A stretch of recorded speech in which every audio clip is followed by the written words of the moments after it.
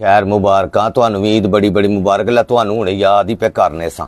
की आख्या जे टिक्का पार्टी खानी साडे घर आओ 100 वारी खाओ जे तुहानू नहीं खुआना तो इहो जी कुर्बानी का फायदा की फिर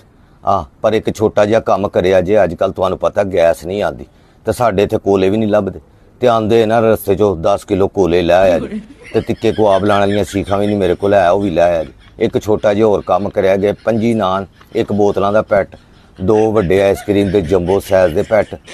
तो रायते सलाद बगैर तो तुहानू पता मज़ा नहीं आता वो भी लै आया जी तो बाकी काम तुसी आओगे तो रल मिल के कर लांगे खल भी ला लांगे तो गोश्त भी बना लांगे टिक्के कबाबां दी ना तुहानू पता अजकल ईद के दिनों 50-50 जानवर फड़े होंदे ने कसाइयां दे तो सवेरे सवेरे आके छुरी फेर के टंग जांदे ने मुड़ के एक लत्त इस घर ते एक लत्त उस घर तो साडे वाला तो सवेर दा फोन नहीं जे सुनदा पिया हैगा टंग के गया जानवर तो हुण दा मोबाइल बंद हो गया हैलो आवाज़ नहीं जा रही तो छुरियां टोके तुसीं हुण लैके आ जाए जो उडीकदी ना रवां